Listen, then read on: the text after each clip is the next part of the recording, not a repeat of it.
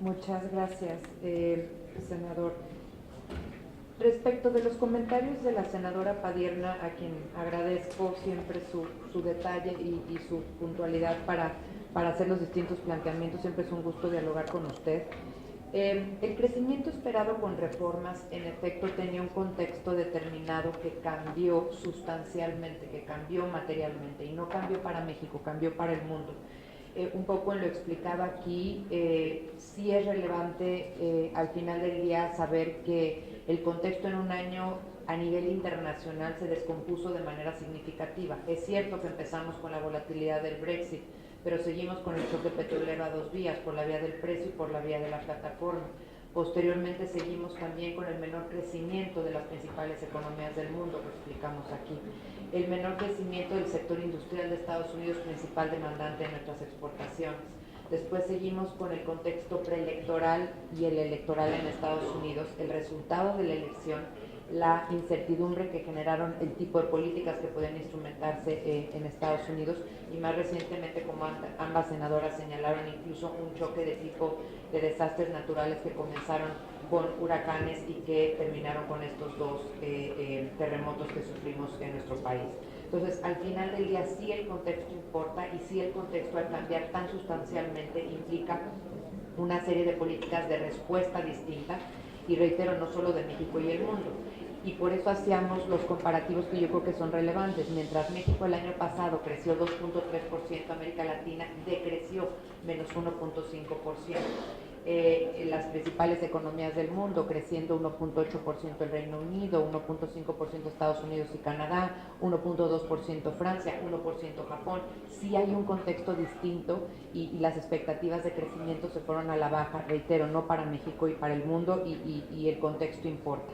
México en este contexto ha enseñado fortaleza, resistencia y resiliencia, y desde luego nuestro crecimiento potencial es mayor, y cuando comienzan a soplar vientos a favor, como ya comienzan algunos resultados de las reformas estructurales, y como también se antoja un crecimiento más sincronizado de las principales economías en el mundo, la recuperación del sector industrial de Estados Unidos, también esto tiende a traernos menores perspectivas.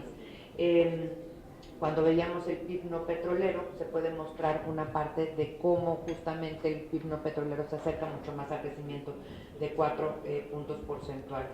Creo que estos elementos además están siendo bien valorados por inversionistas, por analistas, por calificadoras, por los mercados, que al final del día dan una opinión que cuenta, porque cuenta respecto de las inversiones en nuestro país, respecto de la credibilidad de nuestro país.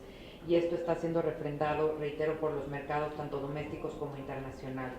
En efecto, el consumo interno es un motor importante de crecimiento, y está basado en factores de fondo, está basado en factores estructurales, y muchos de los cuales tienen que ver con el incremento de la productividad, con el incremento del empleo, con el incremento de las inversiones producto de las reformas. Traemos inversiones proyectadas en la reforma energética de 90,000 millones de pesos, en la reforma de telecomunicaciones de 8.5 mil millones de pesos, en las zonas económicas especiales de 2,000 millones de pesos.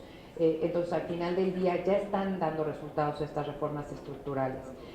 Simplemente una precisión: en el Tratado de Libre Comercio no hemos dicho que los salarios no importan, hemos dicho que los salarios importan mucho, pero que los salarios de los mexicanos es objeto de discusión y diálogo de los mexicanos. Esa es una parte muy importante que se ha dejado en la mesa de negociaciones, y desde luego la estructura de nuestra economía, la competitividad de esos salarios, la productividad, que es la que hace que los salarios tengan un nivel determinado, son los temas que se están discutiendo, pero en nuestro país.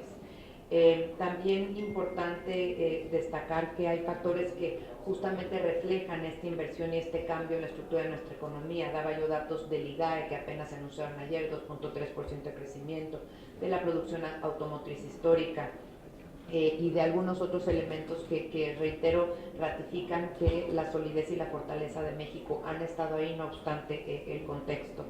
Reitero que sí hay estabilidad macroeconómica, que este ha sido un bien a preservar por parte de generaciones de mexicanos, y sin la estabilidad macroeconómica pues no tenemos lo demás, no tenemos las inversiones, no tenemos el empleo, no tenemos la credibilidad, y es una cadena muy importante de un círculo virtuoso para los mexicanos. Las tasas de interés y el cómo fijarlas es potestad de Banco de México, no es de la Comisión de Cambios. Es un instrumento de Banco de México justamente para anclar las expectativas de inflación y lo han venido haciendo con esa autoridad y con ese tino. Por parte de el bono cupón cero que se hablaba respecto del mecanismo para apoyar, sobre todo en este caso, en una primera instancia a ciudadanos de la Ciudad de México que fueron afectados por los sismos. Y lo hemos dicho, ha sido un fondo que se ha creado principalmente con recursos de la Ciudad de México, apoyados por recursos federales. Este bono cupón cero lo que va a permitir es que no se pague el capital y que únicamente los beneficiarios paguen los intereses derivados del mismo. Entonces, el capital está siendo pagado por el mecanismo y los intereses están siendo pagados por el beneficiario. Fue un esquema que se acordó con el gobierno de la Ciudad de México y reitero, esto lo hemos dicho de manera transparente, la mayor parte del recurso puesto para este fin ha sido justamente de ese gobierno. Respecto de los comentarios de la senadora Silvia Garza, que también agradezco y me da mucho gusto conversar con usted, reiterar que estamos aquí mostrando el interés y la disposición al diálogo institucional de la Secretaría de Hacienda y Crédito Público. Mucho de lo que ya hemos comentado aquí justamente fue señalado por el secretario cuando vino a comparecer para temas de la glosa, pero bueno, estamos aquí a la orden y seguiremos a la orden con todos los planteamientos que ustedes deseen hacernos y esa es nuestra obligación, pero además es un gusto hacerlo. En efecto, yo quisiera diferir que las estimaciones que planteamos sean inviables. El marco es un marco prudente, es un marco responsable, está basado en expectativas de mercados, está basado en las expectativas de analistas, en las expectativas de Banco de México. Desde luego es un pronóstico y con los pronósticos se hace la planeación macroeconómica del país, si no, no lo podríamos hacer. Pero reitero, es un pronóstico responsable basado incluso en la ley hacendaria y de responsabilidades, que lo que marca son espacios máximos y espacios mínimos para poder movernos para hacer esa planeación, y la hacemos con todo el cuidado, la técnica y reitero la prudencia que la planeación hacendaria amerita. También importante es decir que estos pronósticos están anclados para hacer planeación hacendaria, y ese anclaje viene justamente de ver las variables todos los días, de hacer las fórmulas que corresponden de acuerdo a la ley, y hemos estado revisando los datos día con día. Es importante también señalar que los 3 millones de empleos, el monto promedio es alrededor de 3 salarios mínimos, en ese rango están. La meta de crecimiento consideramos que es un crecimiento realista en el contexto de las expectativas inflacionarias de Banco de México que usted señalaba. Banco de México e INEGI esperan un impacto acotado producto para la actividad económica producto de los sismos, y creo que parte de eso ya se comienza a ver con el IGAE que fue reportado el día de ayer, con este crecimiento de 2.3%. También hablaba usted, y tiene razón, que es probable que exista ya altas posibilidades para un proceso de normalización de la política monetaria en Estados Unidos. Ese es un aspecto que, si uno lo revisaba hace 3 meses, se le daban alrededor de 25% de posibilidades de que ocurriera, y ahora se le dan alrededor del 75% de posibilidades que ocurra, es decir, existe esa mayor posibilidad, pero es un tema que más bien lo que ha afectado es a la volatilidad coyuntural de los mercados financieros, no solo los mexicanos, sino los mundiales, en particular afectando el desempeño de las monedas de los países emergentes, incluido el peso mexicano, pero no estamos hablando de una afectación de los fundamentales, sino, reitero, de un episodio de volatilidad ante la expectativa de la normalización de la política monetaria en Estados Unidos.